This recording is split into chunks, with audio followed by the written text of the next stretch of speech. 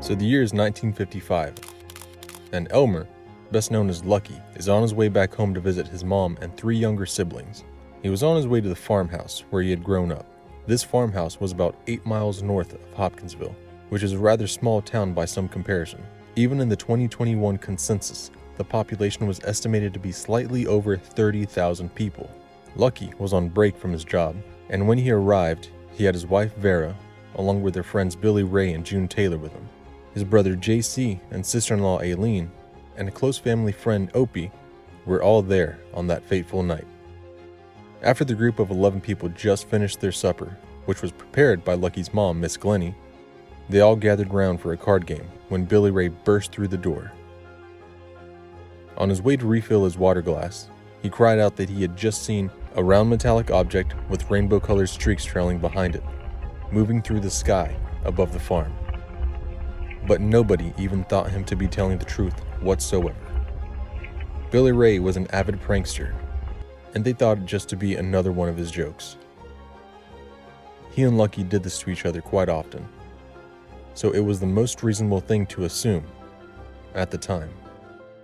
Most of the others in the room just wrote it off as a shooting star or a meteor that Billy Ray saw. But as he goes to his wife and begs her to believe him, the hilarity of the possibility that there was a rainbow-colored metal object flying through the sky came to a boiling point, and they all burst out laughing. They couldn't help themselves. Billy Ray was really selling his joke, and they all just had a big old laugh about it. But Billy Ray wasn't going to let it all end just like that. He got his buddy Lucky to go out with him to the well so that way he could see exactly where the flying object had gone. Lucky didn't know what to make of his friend's story, but this much was clear. Something had seriously frightened Billy Ray. They walk out and he points to where he had seen the object, but as they looked into the sky, nothing happened. Whatever it was that Billy had seen was gone. So they head back into the house to keep on with their game when they saw something. It caused them to stop moving altogether as a glowing object began moving from the woods behind the house towards them. As the glowing object got closer and closer, the 2 men saw that whatever it was small and human-like. They saw 2 large eyes, 2 legs that almost appeared to float rather than walk, and 2 arms that were raised up in the air as if it were trying to show the men that it wasn't a threat, as if it was going to surrender. The only thing that came to Lucky's mind was to curse as he and Billy Ray darted inside the house, shutting the door behind him. And interestingly enough, around that same time, another resident that was about a quarter mile north of them had also seen lights in the woods behind their farm. But without having seen everything, he had just thought they were out searching for one of their pigs that had gotten loose. Later on, when he heard gunshots, he thought they were dealing with a predator on the land. But I'm getting ahead of myself. Lucky's mom, Glennie, was confused about why the boys had ran inside as though they were being chased by a monster. She lived on that farm for decades and never encountered anything unnatural or even slightly odd. She didn't want Lucky's talk of otherworldly goblins scaring his younger siblings and was about to send them off to bed. But before Miss Glennie could realize what was going on, Lucky was sitting at the door armed with a 12-gauge shotgun, and his buddy Billy Ray was at the back with his .22. At this point, she was just getting annoyed by how these boys were willing to go to prank the whole house and wasn't having it.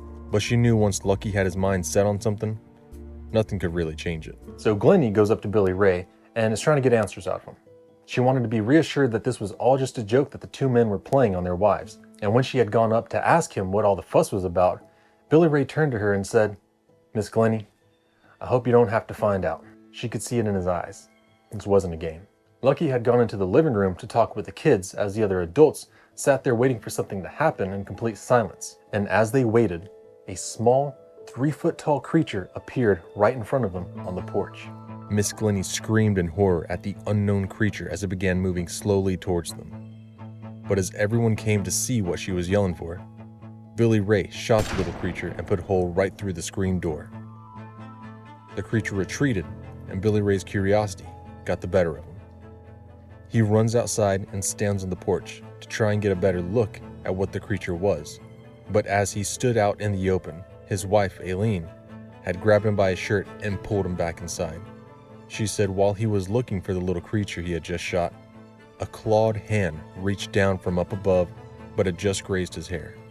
As soon as she pulled him inside, Lucky walked out with his shotgun aimed it at the roof of the house, and saw the little creature that had just attempted to grab his friend. He quickly takes aim and shoots the little bugger. It rolls off the roof and makes its way back into the woods. So at this point, the women and children were inside, terrified of what they were hearing. The little things running around, the gunfire, and it all was just terrifying for them to deal with. Miss Glennie was a very religious woman and had believed that these goblin-like creatures to be demons sent straight from the devil himself. For what reason, she didn't know, but she just felt as though these little things were sent from some other world. So Billy and Lucky go out to see if the coast is clear, while the women and children stay holed up inside with their firearms at the ready. When all of a sudden somebody yells, "Look at the tree," and all eyes raised up to see this little man perched on a branch. As they shot the little man, he didn't fall out of the tree. He simply floated away. Then another one came around the corner, and as they shot that one, it also floated off into the woods. But as they shot each of these little creatures, they said it all sounded as though the bullets were hitting metal. And it took them a little while to realize, but their bullets weren't doing anything to these little goblin-like things, and they retreated back inside the house, where they were left to wonder, were these things goblins, demons, or something else? When they first showed up with their arms raised, was it because they came in peace, or was it a trick? Did shooting them anger them into continuously coming back, or did they want something from the family? They knew their guns weren't doing anything to them, but keeping them back for a little bit. But aside from that, they did next to no damage to the little creatures. However, they did realize that bright light seemed to repel the things from coming closer, so they turned on every light inside the house, and they waited.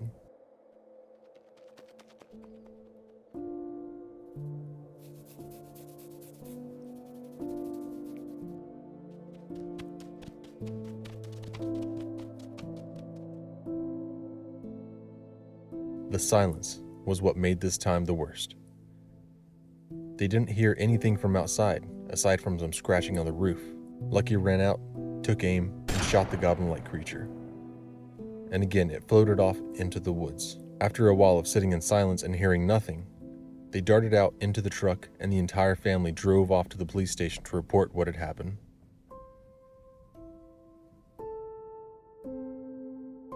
But it doesn't end here. When they get to the police station, the sergeant called in Chief Russell Greenwell, who in turn radioed Kentucky State Police, the Christian County Sheriff's Office, and Fort Campbell's Army Base, which dispatched its own police personnel. None of them knew what to make of the 11 people all being out at midnight with children, and it made it even more difficult when one of them had said they had been fighting little silver men for the last 4 hours. Somehow the local paper had heard of the events and sent someone out to take pictures, but they virtually found nothing.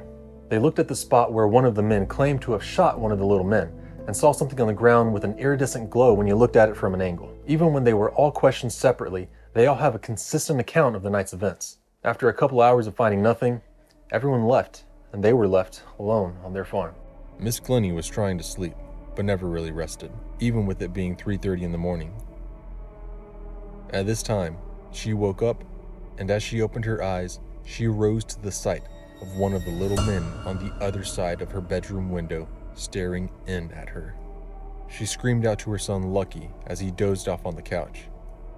He and Billy Ray chased off the little thing and spent the next few hours guarding the house with weapons that were next to useless. As the dawn arrived, the little creatures left, and that was the last they saw of these Kentucky Goblins.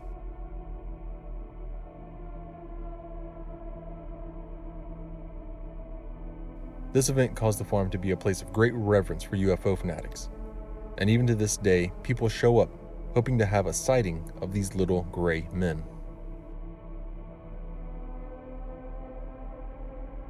Years later, the Sutton family would be questioned on the appearance of these goblin-like creatures, and when they were interviewed separately, they all gave a fairly consistent description. 3 to 4 feet tall with muscular upper bodies and tiny legs. They had large glowing eyes and pointy ears. There's a little more to the story of how life had gone for them afterwards, but for the most part it was uneventful. Some people praised them and some ridiculed them. I'll link the whole story in the description. So here's the difficult part. What were these Kentucky Goblins? Were they really goblins or perhaps aliens? Or maybe based on what Miss Glennie believed, could they have actually been demons sent to terrorize an innocent family having a good night in? Well, after doing some more digging on lore and legends of the Kentucky area, it's brought up some interesting information. But first, if you like this type of content and you want to help the channel grow, consider taking a look at the Patreon I have. I've been using it kind of like a blog to talk about topics, but Once it grows, I'm planning on doing some more unique polls to Patreon, and even have some plans of Patreon-specific videos you can't find anywhere else. There'll be a link in the description below. So when we look at this, there's only a handful of explanations. The family lied for no good reason, they encountered aliens that resembled goblins, or they were actually goblins from Native American lore and legend. So let's try to make these quick. If this family lied about the whole event and what happened, they could have easily made a mistake, especially when there's 11 people all telling their own story. And when you consider the kids had told of the same event, and nobody ever came forward saying they had lied, it really doesn't make much sense that they would lie. A lot of the family were laughed at and ridiculed, and never gained anything from it. Unlike the Patterson-Gimlin film where they had some form of evidence and an argument could be made that it was a get-rich-quick scheme, the Sutton family had nothing but some holes in their door and some liquid on their farm. I really doubt they lied or made this up. Second option is that these Kentucky Goblins were actually extraterrestrials that came to either harvest the Suttons, or they came in peace to attempt to make contact with a small group of humans at first, and then branch out as relationships grew with humans. The large silvery object Billy Ray saw definitely sounds like how someone would describe a spaceship if they saw one. And considering the Suttons' neighbor had also seen glowing lights behind their farm, it sounds as though they accidentally confirmed the presence of something odd that night, without even trying to. So aliens is not entirely impossible, but it's not my guess. So as you know, my channel is all about folklore, treasure, and anything having to do with an incredible adventure. So as I searched for a somewhat grounded explanation, I came across more legends about little people. Over the years, many tribes at one time or another have called Kentucky home, such as the Cherokee, Chickasaw, Delaware, Mosapale, Shawnee, Wyandotte, and Yuchi. The majority of these tribes all had their versions of little magical beings. Now I know this doesn't explain the large silvery object Billy Ray saw, but that could have been a meteor, and if it was, the little gray men could have just been stirred up from their resting place by said meteor. So this is primarily all speculation, but I wanted to offer my own unique explanation rather than just come to the conclusion of, oh well, of course they're aliens. So this is what I'm thinking. So if the Native Americans all over the country had stories of little people, why couldn't it have been that? The metallic sound described as one of them fell off the roof could have been their tools or armor that they use. It stands to reason that if they really are out there, then their equipment would improve and change over time just like ours has. In Cherokee, they're called the Yunwi-Junzi. Inuits have a variety of names like Insurat. The Iroquois also have little people known as Joga, and while they are not known to have been in Kentucky, their story of them actually piqued my interest the most, because if, for example, there really is a Bigfoot out there, what else could be hiding in the woods? And although regions are typically designated as these creatures live here and those live there, what if they don't actually abide by borders? What if they travel? I know I'm going out on a very small and shaky limb, but hear me out, and then let me know on a scale of 1 to 10 how crazy you think I am. So let's take the Joga from the Iroquois, and a story told about what they do. Some call them elves of darkness, and as we know, elves are around 3 feet tall with pointed ears, just like the Kentucky Goblins are described. What the Joga, the elves of darkness, are said to do is protect the human world from all sorts of monsters that live beneath our feet. They're imprisoned and forced to stay away from us because the elves of darkness are protecting us. The reason they're called the elves of darkness is simply because they stay hidden in the dark to protect us from the monsters. And if a meteor strikes a weak point on the earth that allows one of these unholy beasts to escape, then the elves of darkness, the Joga, would emerge and help us. These are all just stories, but it sounds so odd to be able to match up centuries-old legends with modern-day events. So what if the Joga emerged after the meteor struck because it released a creature that was a threat to mankind? That's why the first little goblin-like creature came out with his arms raised up high, because he wanted them to know that he was there to help. Yeah, I know my theory is a little wacky, and I'm not saying that it's definitely true, but I like the idea of little people in the woods being out there trying to protect and help us. There's enough madness in the world that we could use a little help. So what are these Kentucky Goblins? Could they have been little people of Native American legends? Or perhaps simply aliens from another planet crash landing on Earth? Let me know what you think, because the jury's still out. So you leave me your opinion, and I'll leave you this video that YouTube says you're gonna love. And I'll see you there.